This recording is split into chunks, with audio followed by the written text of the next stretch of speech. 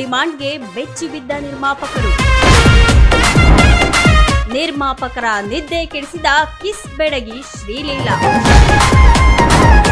ಟಾಲಿವುಡ್ನಲ್ಲಿ ಠಿಕಾಣಿ ಹೂಡಿದ ಶ್ರೀಲೀಲಾ ಹೊಸ ವರಸೆ.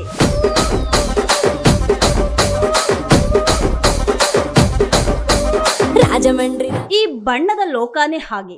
ಇಲ್ಲಿ ದಿನಕ್ಕೊಂದು ಸುದ್ದಿ ಸತ್ಯ ಆದ್ರೆ ಮಿಕ್ಕ 99 ಸುದ್ದಿ ಸುಳ್ಳಾಗ್ತಾವೆ. ಆದ್ರೂ ಸಹ ಈ ಅಂತೆ ಕಂತೆಯ ಸಂತೆಯಲ್ಲಿ ಊಹಾಪೋಹ ಸುದ್ದಿಗಳಿಗೆ ಬರಾನೇ ಇಲ್ಲ ನೋಡಿ. ಇದಕ್ಕೆ ಇನ್ನೊಂದು ಉದಾಹರಣೆ ಎಂಬಂತೆ ಶ್ರೀಲೀಲಾ ಕುರಿತು ಮತ್ತೊಂದು ವಿಚಾರ ಈಗ ಸದ್ಯಕ್ಕೆ ಸದ್ದನ್ನ ಮಾಡ್ತಾ ಇದೆ. ಹೌದು, ಕನ್ನಡ ಚಿತ್ರರಂಗದಿಂದ ಕಾಣೆಯಾಗಿ ಟಾಲಿವುಡ್ನಲ್ಲಿ ಠಿಕಾಣಿ ಹೂಡಿದವರಲ್ಲಿ ಶ್ರೀಲೀಲಾ ಕೂಡ ಒಬ್ರು. ರಶ್ಮಿಕಾ ಮಂದಣ್ಣ ನಂತರ ಒಂದಾದ ಮೇಲೊಂದರಂತೆ ತೆಲುಗು ಚಿತ್ರಗಳಲ್ಲಿ ಅಭಿನಯವನ್ನ ಮಾಡಿ ಕೀರ್ತಿ ಪತಾಕೆಯನ್ನ ಹಾರಿಸಿದ ಹೆಗ್ಗಳಿಕೆ ಕೂಡ ಇವರದ್ದೇ. ಧಮಾಕ, ಭಗವಂತ್ ಕೇಸರಿ, ಆದಿಕೇಶವ, ಎಕ್ಸ್ಟ್ರಾಆರ್ಡಿನರಿ ಮ್ಯಾನ್, ಸ್ಕಂದ, ಗುಂಟೂರು ಕಾರಂ, ಅಬ್ಬಬ್ಬ ಒಂದ ಎರಡ, ಕೇವಲ 1-1.5 ವರ್ಷದಲ್ಲಿ ಅರ್ಧ ಡಜನ್ ತೆಲುಗು ಸಿನಿಮಾವನ್ನ ಮಾಡಿದವರು ಶ್ರೀಲೀಲಾ. ಇಂಥ ಶ್ರೀಲೀಲಾ ಈಗ ಬಾಲಿವುಡ್ಗೆ ಕೂಡ ಹೋಗಿದ್ದಾರೆ. ಕಾರ್ತಿಕ್ ಆರ್ಯನ್ ಜೊತೆ ಸಿನಿಮಾವನ್ನ ಕೂಡ ಮಾಡ್ತಿದ್ದಾರೆ.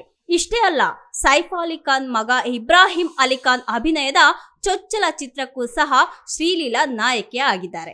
ಇದರ ಜೊತೆ ಇನ್ನೂ ಕೆಲವು ಹಿಂದಿ ಚಿತ್ರಗಳಲ್ಲಿ ಶ್ರೀಲೀಲಾ ಮುಂಬರುವಂತಹ ದಿನಗಳಲ್ಲಿ ಕಾಣಿಸಿಕೊಳ್ಳಲಿದ್ದಾರೆ ಅಂತ ಹೇಳಲಾಗ್ತಿದೆ. ಇದರ ನಡುವೆ ಇದೀಗ ಶ್ರೀಲೀಲಾ ತಮ್ಮ ಸಂಭಾವನೆಯನ್ನ ಗಗನಕ್ಕೇರಿಸಿಕೊಂಡಿದ್ದಾರೆ ಅನ್ನೋ ಸುದ್ದಿ ಕೂಡ ಪಕ್ಕದ ಹೈದರಾಬಾದ್ನಲ್ಲಿ ಸದ್ದನ್ನ ಮಾಡ್ತಾ ಇದೆ. ಹೌದು, ಕನ್ನಡದಿಂದ ತೆಲುಗು ಚಿತ್ರರಂಗಕ್ಕೆ ವಲಸೆ ಹೋದಂತಹ ನಂತರ ಆರಂಭದಲ್ಲಿ ಶ್ರೀಲೀಲಾ ಚಿತ್ರವೊಂದಕ್ಕೆ 3-4 ಕೋಟಿ ಸಂಭಾವನೆಯನ್ನ ಪಡಿತಾ ಇದ್ರು. ಆದ್ರೆ ಈಗ ಶ್ರೀಲೀಲಾ ವರಸೆ ಬದಲಾಗಿದೆ. ನಿರ್ಮಾಪಕರ ಬಳಿ ಶ್ರೀಲೀಲಾ ಹೆಚ್ಚಿನ ಡಿಮಾಂಡ್ ಅನ್ನ ಮಾಡ್ತಿದ್ದು ಚಿತ್ರವೊಂದಕ್ಕೆ 7 ಕೋಟಿ ಸಂಭಾವನೆಯನ್ನ ಕೇಳ್ತಿದ್ದಾರೆ ಅಂತ ಹಲವು ತೆಲುಗು ಮಾಧ್ಯಮಗಳು ವರದಿಯನ್ನ ಮಾಡಿವೆ. ಸದ್ಯಕ್ಕೆ ಶ್ರೀಲೀಲಾ ಅವರ ಈ ಬೇಡಿಕೆ ಟಾಲಿವುಡ್ನ ಹಲವು ನಿರ್ಮಾಪಕರ ನಿದ್ದೆಯನ್ನ ಕೆಡಿಸಿದೆ. ಇದಕ್ಕೆ ಪುರಾವೆ ಎಂಬಂತೆ ಅಖಿಲ್ ಅಕ್ಕಿನೇನಿ ಅಭಿನಯದ ಲೆನಿನ್ ಚಿತ್ರದಿಂದ ಶ್ರೀಲೀಲಾ ಇದೀಗ ಹೊರಬರೋಕೆ ಕೂಡ ಈ ಸಂಭಾವನೆಯ ವಿಚಾರನೆ ಪ್ರಮುಖವಾದಂತಹ ಕಾರಣ ಎನ್ನುವಂತಹ ಮಾತು ಕೂಡ ಸದ್ಯಕ್ಕೆ ಕೇಳಿ ಬರ್ತಿದೆ. ಬಾಲಿವುಡ್ನಲ್ಲಿ ಸದ್ಯ ಶ್ರೀಲೀಲಾ ಕೇಳಿದಷ್ಟು ಸಂಭಾವನೆಯನ್ನ ಅಲ್ಲಿನ ನಿರ್ಮಾಪಕರು ಕೊಡ್ತಿದ್ದಾರೆ ಅಂತ ವರದಿ ಕೂಡ ಆಗಿದೆ.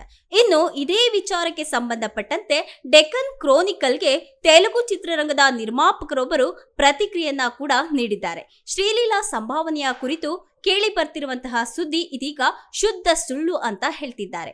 ಈ ಕುರಿತು ಮಾತನಾಡಿರುವಂತಹ ನಿರ್ಮಾಪಕರು, ತೆಲುಗು ಚಿತ್ರರಂಗ ತುಂಬಾನೇ ಚಿಕ್ಕದು, ಆದ್ರೂ ಸಹ ಇಲ್ಲಿ ನಾಯಕರಿಗೆ ಕೊಡಬೇಕಾದಂತಹ ಗೌರವವನ್ನ ನಾವು ಕೊಡ್ತೇವೆ ಅಂತ ಹೇಳಿದ್ದಾರೆ.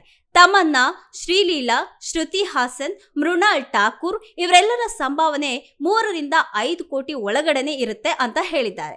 ಇವರೆಲ್ಲರನ್ನ ಹೋಲಿಸ್ಕೊಂಡ್ರೆ ರಶ್ಮಿಕಾ ಮಂದಣ್ಣ ಅವರ ಸಂಭಾವನೆ ಸ್ವಲ್ಪ ಜಾಸ್ತಿನೇ ಇದೆ. ಯಾಕೆಂದ್ರೆ ರಶ್ಮಿಕಾ ಮಂದಣ್ಣ ಅವರ ಸಕ್ಸಸ್ ರೇಟ್ ಕೂಡ ಅಷ್ಟೇ ಹೆಚ್ಚಿದೆ ಅಂತ ಹೇಳಿರುವಂತಹ ಈ ನಿರ್ಮಾಪಕರು ರಶ್ಮಿಕಾ ಮಂದಣ್ಣ ಸಂಭಾವನೆ 5 ಕೋಟಿ ಮೇಲಿದೆ.